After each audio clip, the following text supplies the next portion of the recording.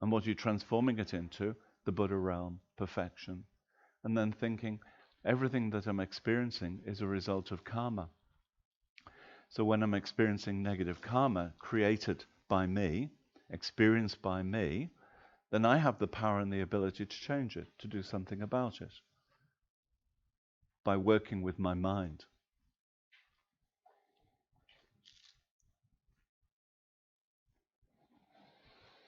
And then today is our Bodhicitta day. Bodhicitta, not cheating. Bodhicitta. So Lama Lundrup, when people used to ask him, so what does this word mean, Sanskrit word? I prefer not to translate it because I think once you translate it, you bring it into one English word, and it's not enough. In Tibetan, the meaning is many, many words. So Lama Lundrup used to describe it as big mind. Chitta means mind, C-I-T-T-A or C-H-I-T-T-A. Depends on Pali, Sanskrit. But the last part, chitta, mind. So you're talking about mind, but then what type of mind do you want to have? So Bodhi, he was describing as big mind or great mind. Lama Yeshe and now Lama Osel always like this thing of big love. So what does big love, big mind, big compassion, what does it mean? Then Lama Yeshe used to describe the word big as meaning limitless, countless, limitless, without any obscurations, without any leaving somebody out because you don't like them, leaving the spider out, leaving the cockroach out, leaving the other realms out. And this becomes a confrontation because there are realms that we can't see, and because we can't see them, we deny their existence. When you deny their existence, you can't help them because you're saying they don't exist. So then one friend of mine, she's a nun, she used to have these big arguments with Israeli people who say, you know, we don't believe in these other realms of existence. And so she used to say to them, do you believe in the North Pole? South Pole? Yes. Why? Because scientists have been there or people have been there. Okay. So you believe in the scientist or you believe in the people who've been there? Yes. So Buddha has been to these other realms. So why are you not believing in Buddha? Right? So it's a good point, isn't it? We take refuge in these people who've been somewhere and then describe it to us. I haven't been to the North Pole, the South Pole, but I believe it's there, temporarily, but it's there. Slowly, slowly dissipating. But at the moment, still there. And then we take refuge. We say, yes, I believe in you. I think you're not lying. So Buddha then described these 6 realms because he was so concerned, had so much compassion for the beings that we can't see. He knew if we're not clairvoyant, we're not going to be able to relate to those realms. If you've been reborn life after life after life, you've had a mother in every life. Whether you were a dog, an ant, whatever, you had a mother. That mother nurtured you, cared for you. So from beginningless time, we've taken rebirth. We've had countless rebirths. That means we've got countless mothers. Countless means everybody's been your mother. This is the foundation of bodhicitta, that you start to connect with every being as your mother, your father, your brother, your sister. Like His Holiness said in the movie, that when he's meeting new people, he doesn't think, oh, maybe they won't like me because I'm Tibetan, maybe this, maybe this. He thinks mother, father, brother, sister. And people think, wow, he really looks at me as if he knows me, because the way he's looking at you is as if you're his relative, somebody, long lost friend, somebody you can't remember. So then, if we have that view that from beginningless time, I've had a mother, father, countless mothers, fathers, brothers, sisters, whichever way you want to view all the beings that you're meeting. Big love means for every single sentient being, I want them to be happy, without exception. The big refers to every being. Big compassion refers to every being. I don't want one of them to suffer. So watch how the mind becomes partial. You know, I'm on this side against this side. But both sides are suffering, whichever side it is. You know, and in society, we polarize, we go one way or we go the other way.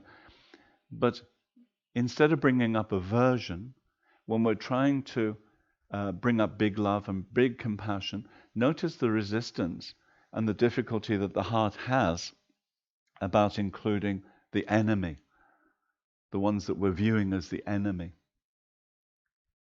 This is a struggle. And if it wasn't a struggle, we would have done it. And if we'd done it, we would have realized bodhicitta, and we would be bodhisattvas or Buddhas by now. So the reason we're not bodhisattvas is because subtly the mind still has these discriminations of I like, I don't like. Subtle. Then when it comes to the 6 realms, we're in the desire realm. So the desire realm is the realm of, when we say realm, sort of collective. You know, we're in a collective of beings of desire.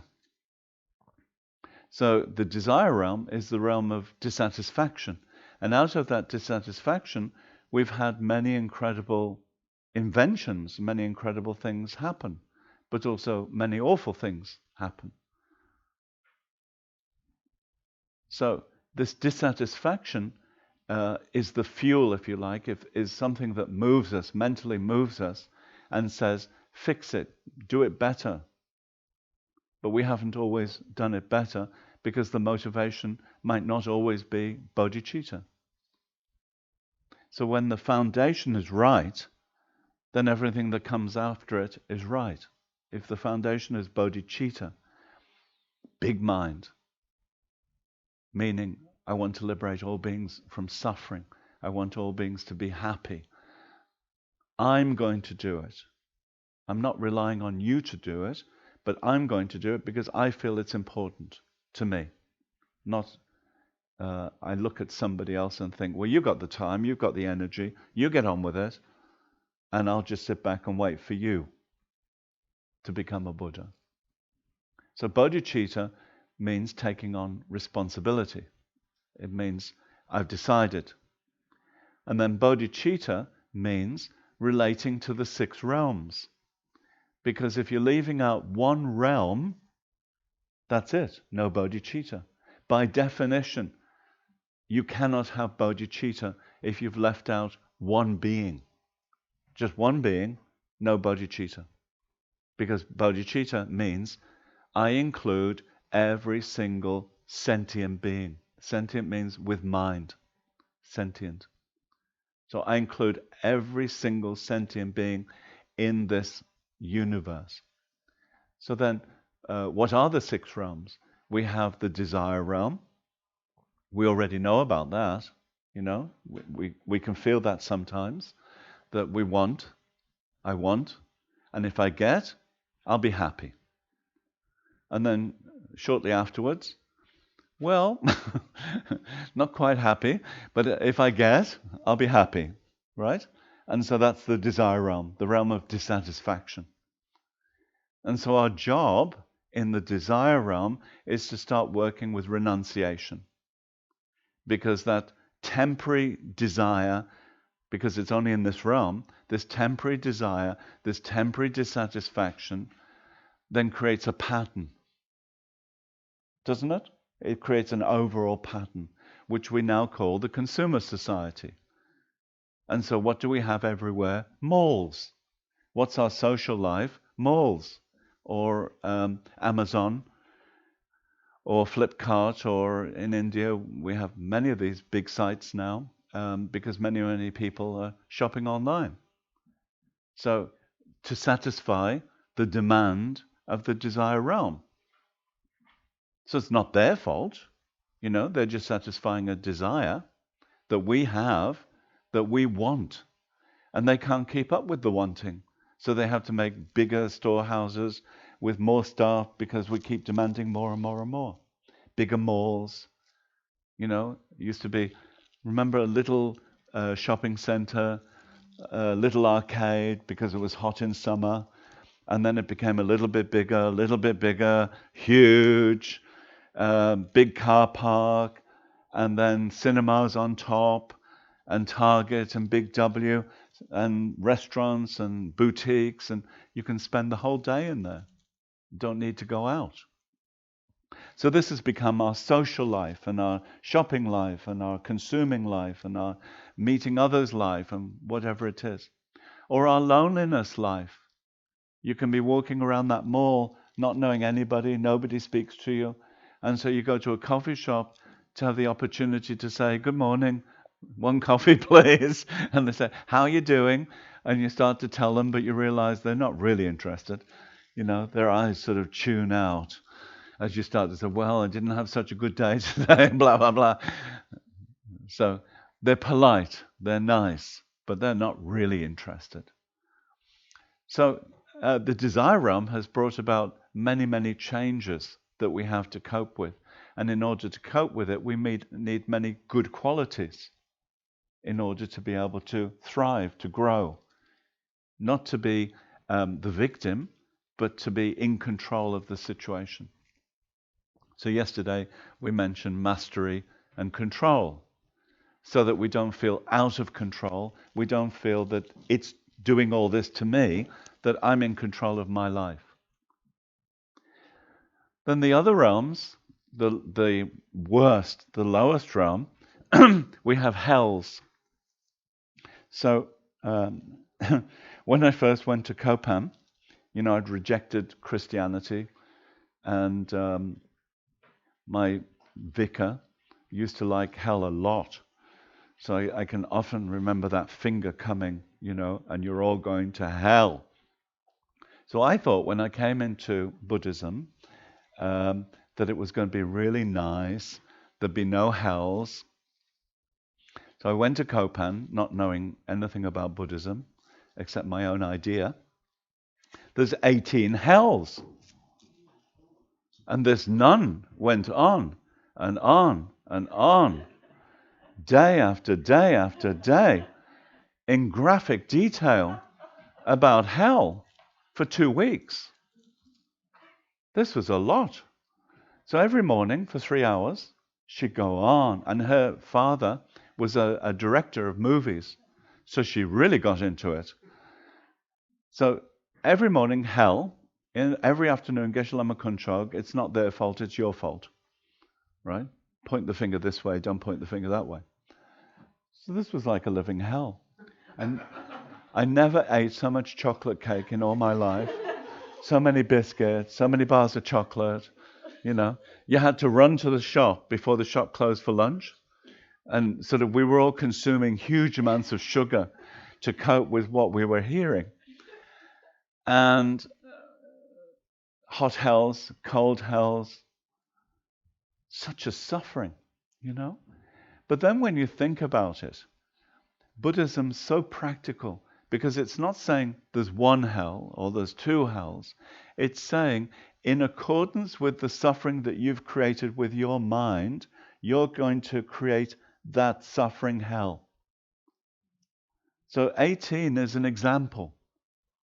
It's not the whole thing. It's an example of hell. Because I've made my personal hell, whichever way I've lived in a hellish way, then when I die, I'm going to experience my particular hell. And if there's others experiencing something similar, you would call it a hellish realm.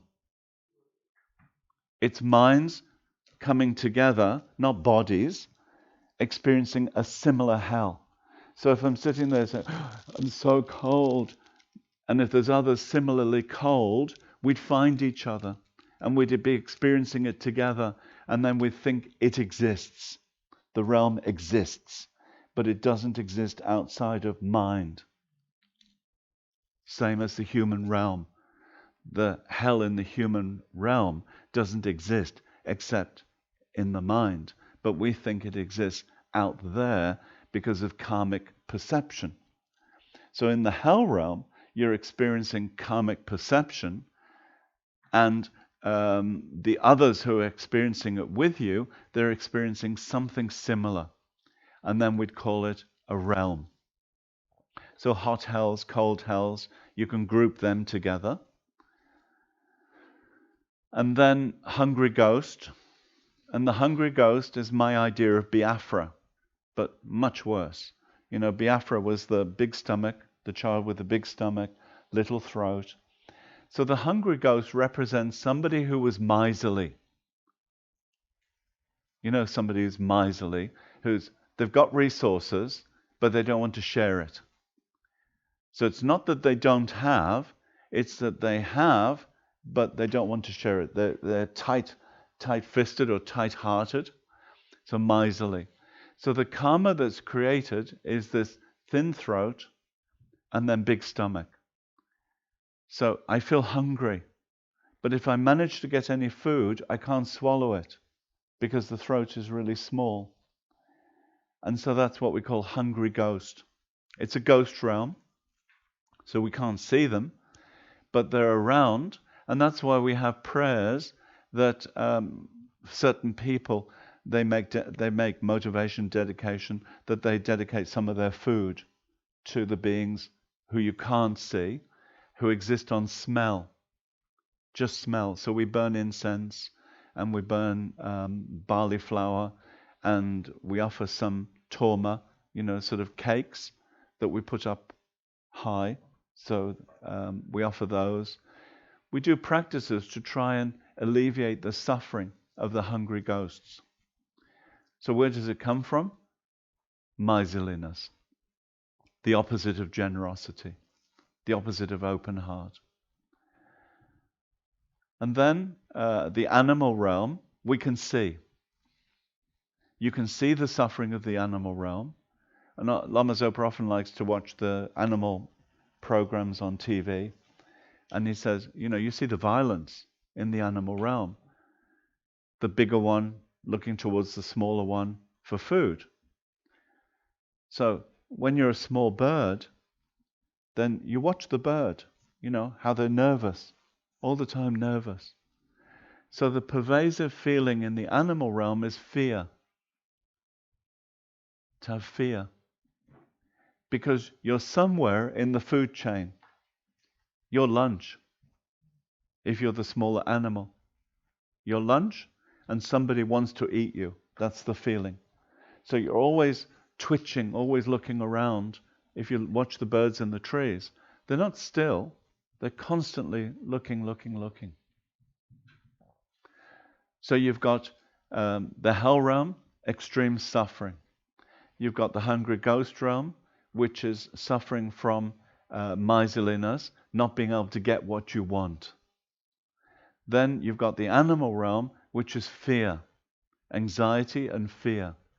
So what would happen if you were reborn from the animal realm into the human realm?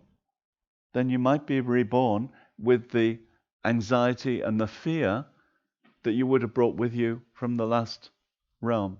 So the habit could be there. You now see a lot of fear and anxiety in the world, and we think it's created by the conditions, but why is the mind responding with fear and anxiety? It can be a habit that's brought into this realm.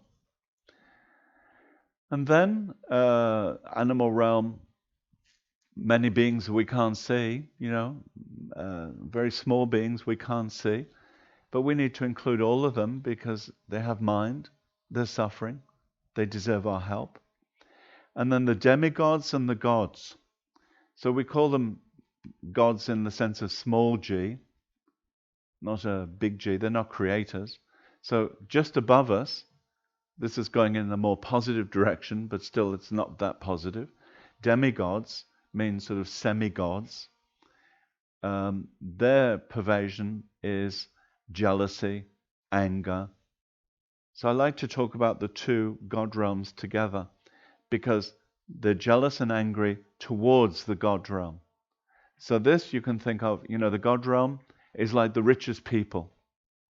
You find this in many cities. The richest people, they're up on the hill and they've got guards and they've got security and they're very safe and secure. And the demigods are below, looking up, right? So they see what the gods have got and they want it. So they build this anger, jealousy towards the gods, and eventually they want to go up and fight. Of course they lose because they don't have the weapons, they don't have the ability. So they come back down, lick their wounds, feel sorry for themselves, again build up their jealousy and their anger, go back up, fight, come back down. So that demigod realm, what's pervasive is jealousy and anger. Again, we can see this in the human realm, but it's very pervasive in the demigod realm. And it's having created that type of karma to experience the result. It's always feeling envious, always having jealousy, always looking towards others with half cup empty, not half cup full. Yeah? So you're looking up and you're thinking, poor me. The solution is to look down. How fortunate I am. But when we look up, we think, how come they've got a better car? How come they've got a better relationship? How come they've got a better house? It's not fair. And once you start thinking about that, like that, envy, jealousy starts to arise. And then the God realm, I often describe this as Bollywood, Hollywood. In India, there's many of them now. We've got Tollywood. In Kathmandu, there's Kollywood. Nollywood. Huh? No. What a name. Wellywood. And the sign is a boot.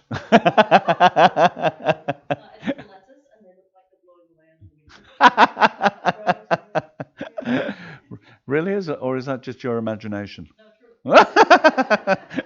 Stilettos being blown away by the wind. And it's called Wellywood. Well, that's the nickname for Wellington because of the movies, maybe. Oh, I see. But the sign is Wellington, but the last two letters are blown away. Oh, I think it's really funny. So we have these woods, whatever they are, and it's sort of, people being held in high reverence, So the God realm is sort of like a party place. Whatever you want, you think about it, it's there. This is the quality of the God realm. So whatever you want from the way of food, drink, anything. So like a film star, imagine you're like a film star and you're the greatest film star in the world and you look at somebody and say, and they say, what would you like to drink? Because they're so sensitive towards you that you can have anything. So this is using up your karma in order to get whatever you want. And by the way, it should be mentioned that the lifespan of all of these beings varies.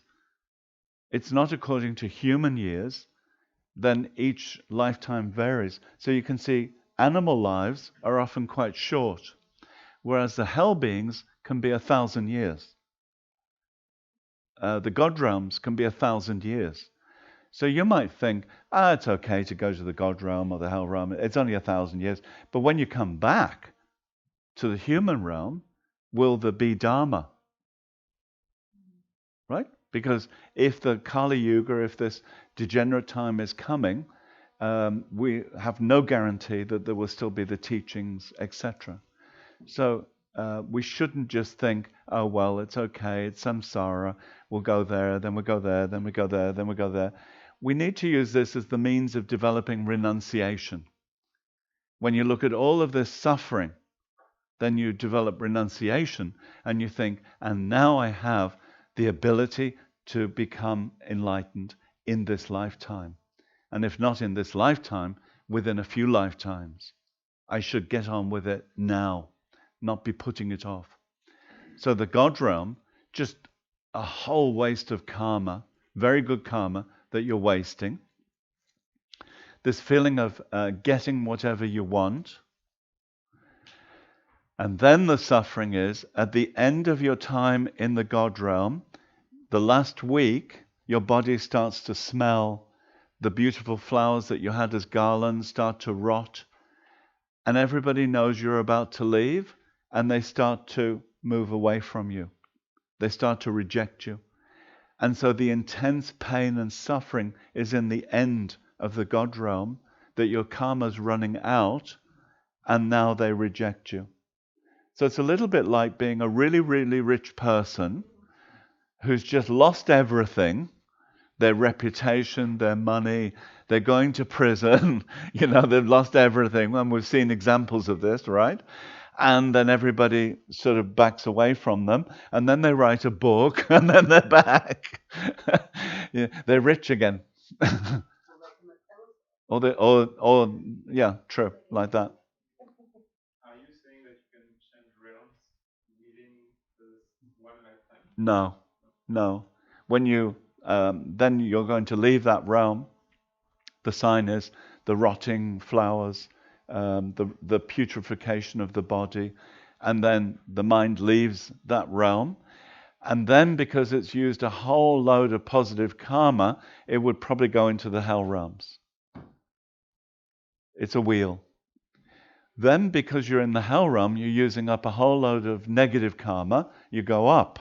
And you could go into the animal realm, the human realm, and then depending on what you do in the human realm, then would depend on whether you go into the demigods, the gods, or you go back down, or you continue on into the human realm.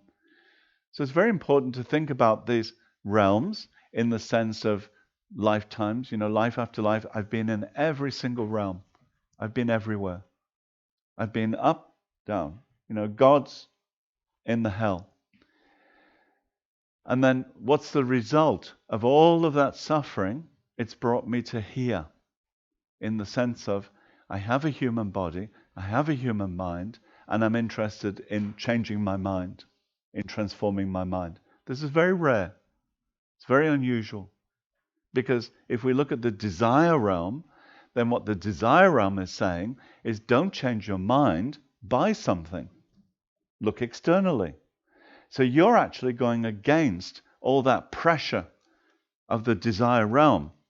I'm not saying the consumer realm, but actually the desire realm is producing all of that out there. And so the companies are only responding to the demand. The demand is there from us because we have desire and we say, I'm not happy, and so you need to make something in order for me to be happy. And then when I get it, I'll be happy. So then I'll like you, this brand, whatever it is, I'll like you because you're the cause of my happiness. Then the happiness goes away, and then you go back. And then, now look at Samsung every 6 months, new phone. Apple every 6 months, new phone. That's being demanded by us. We don't need to change phones every 6 months, but people are demanding it, right? So that's the desire realm. And when you put all your investment into the desire realm, then it's like you've got these chips, in the casino. You've got all these chips and you're saying, okay, I put it all on number 8 because I think it's going to work. And so you put all your energy into the desire realm, thinking that what you're going to get back, because of your great energy, you're going to get back huge happiness. But what you get back is temporary. And it lets you down because it's impermanent. And then you have to go again. You have to start all over again. So I think it's very important to know about these realms. One thing, there are beings in those realms who are really suffering. to include them in your prayers. Secondly, to think of psychological states of mind. So the second thing is to see it within the human realm. You see beings who are very hot, really suffering. We'll look at Australia now. You know, there's fires burning all over the place, no rain, extreme suffering. Very cold, extreme suffering. When I first went to Finland the first time, I saw people living on the street in the middle of winter in the deep snow. They've got a shopping trolley and everything in the shopping trolley. And I asked the friends who'd invited me there, why are people living on the street in this rich country?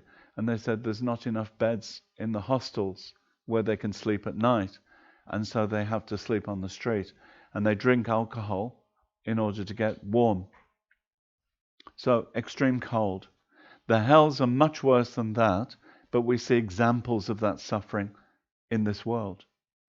And then the hungry ghost, these people with resources they have, but they don't want to share. They don't want to help others with it.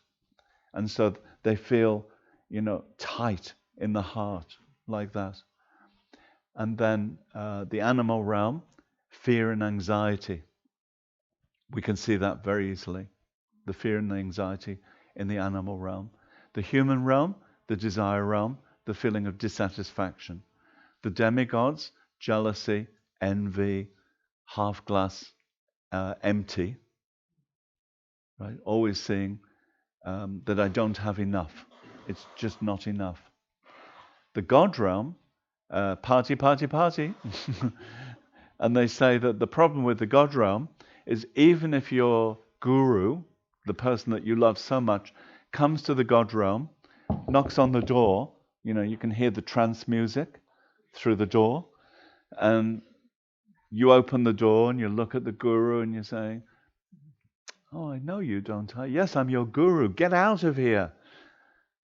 You're using up all your good karma. It's terrible. Leave. Sorry, very busy, having a party. You close the door, So it's said in the God realm, the worst thing about it is you feel blissfully happy so that you can't even listen to one word of Dharma. The great thing about this realm that we're in is the mixture of good and bad. It's not all bad, which is the lowest realms. It's not all good, which is the upper realms. It's a mixture of the two. So this is perfect for your mind to be able to develop renunciation, bodhicitta, and wisdom. We're in the perfect situation. But if you don't recognize it as a perfect situation, then it's as if you've got a diamond and you throw the diamond away because you don't recognize the value of the diamond. So the Tibetan example is often you're in your bedroom and there's an earth floor, mud floor under your bed. And there's a diamond under that floor, buried in the floor. You're so poor, you have virtually no food, no money, but you don't even know the diamond is there. Then Lama Zopa gave another example that I always remember, which is you're starving, you're so hungry, you're in the West, and there's a pizza place. So you're looking behind the pizza place for something to eat, and there's this floppy pizza, it's all cold and noodles, horrible, and you're looking and looking for something to eat, and you find this stone, which is a diamond, and you throw it away, and you keep looking through the pizza. If you don't recognize the value of this human rebirth, you throw it away by wasting time, by procrastinating, by putting things off. I'll start tomorrow, I'll do it tomorrow. So we put it off, throwing this diamond away, not valuing what we have, and then who knows what's going to be happening in the next life, whether we're going to have the opportunity to do it again. So don't think about next life and I'll do it then. Think about this life and I'll start now.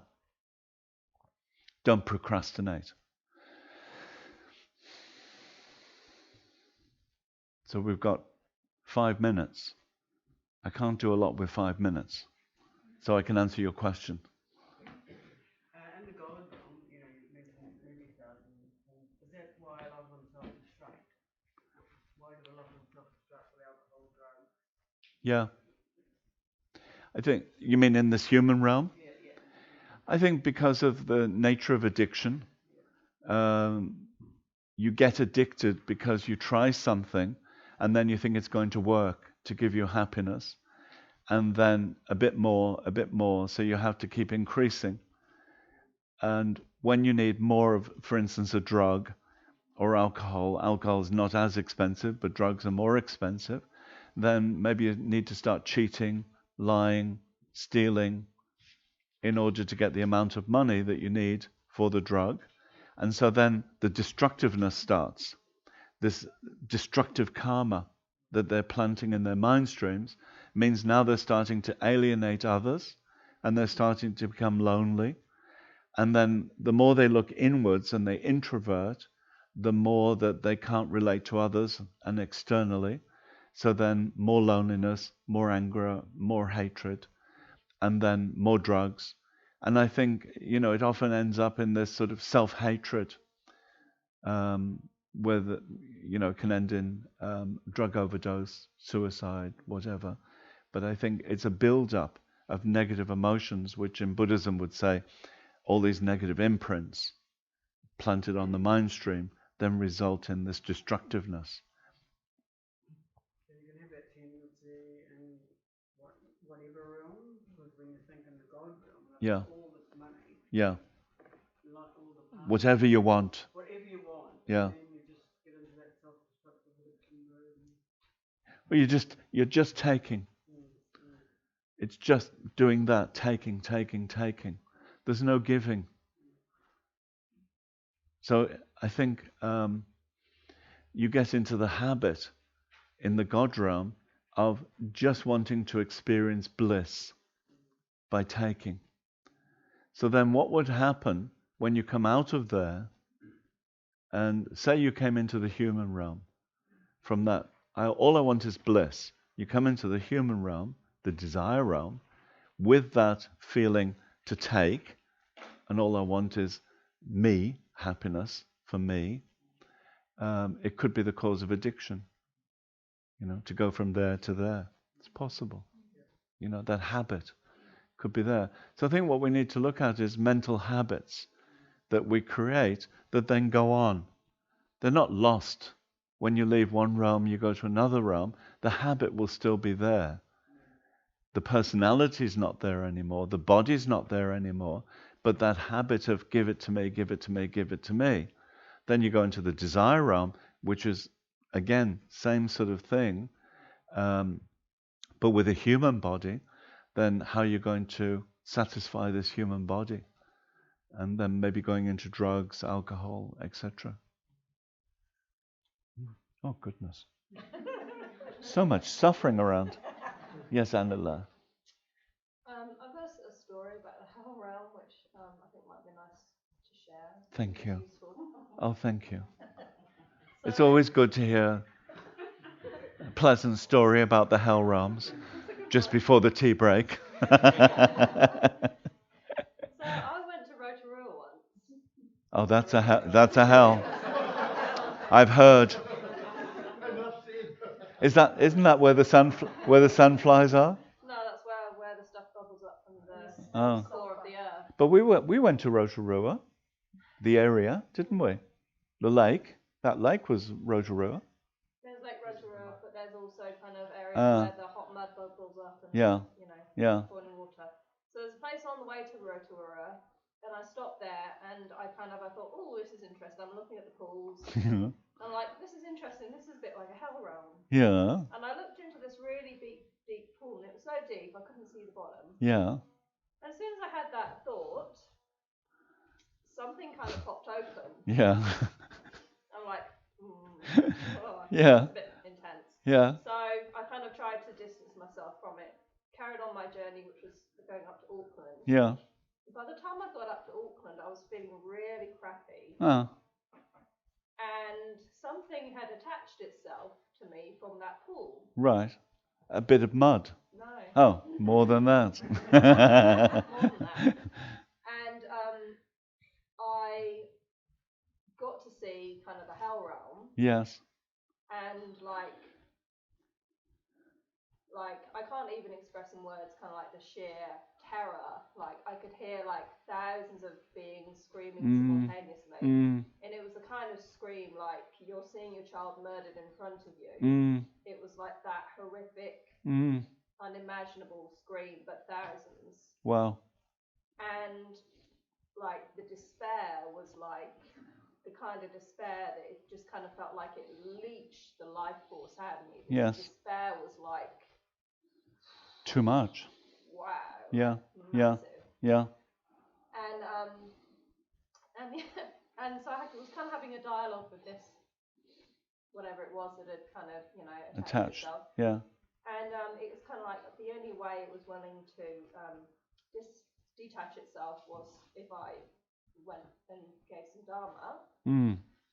So I kind of did this bargain, and it was like taking every last ounce of energy to be able to stay in that place and do that. But it was satisfied afterwards. It resolved it. It did. And I was kind of quite grateful afterwards, because if I hadn't have had that experience, I wouldn't have believed that the hell realms existed. Yeah. Because previous to that, I was quite, I don't know, maybe a little bit cynical about it. Yeah. Yeah, but it was just wow, that's interesting, isn't it? Intense. You know, there's a book, I can't remember the name of the book, but it was this average Tibetan lady that looked like she died, and so it looked like her body was dead for a week, but in that week she went to all the realms, and there's a book about her experiences, that she went to the cold hells, the hot hells, every realm, and she described them in detail.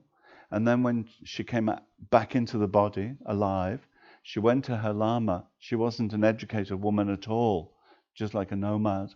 She went to her Lama and she described all the realms. And he said that's exactly how they are.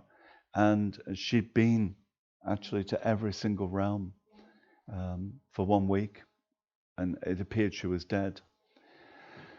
So I think as Westerners, we really grapple with this concept of there being something that we don't see, that I don't see. So I guess if a scientist says, well, there's this molecule, whatever, and we can show you, and here's a microscope, and I can see, and so I say, okay, I believe. But in this case, we have to have faith towards Buddha, who gave these teachings. But then there are other individuals who've experienced something similar. And when you put together that collective experience of different people's experiences, then why is it so difficult to understand something that we don't see? Because there's many things we don't see, but we believe in. The ghosts that are around. Many people see ghosts in Western world, in Tibetan world, wherever. So many people do, but still, maybe they're a bit crazy or whatever. And then there's programs on TV trying to track down the ghost, isn't it? They put all these machinery, and sometimes they find there's a change in the energy, and sometimes nothing. The ghosts are not cooperating today, like this.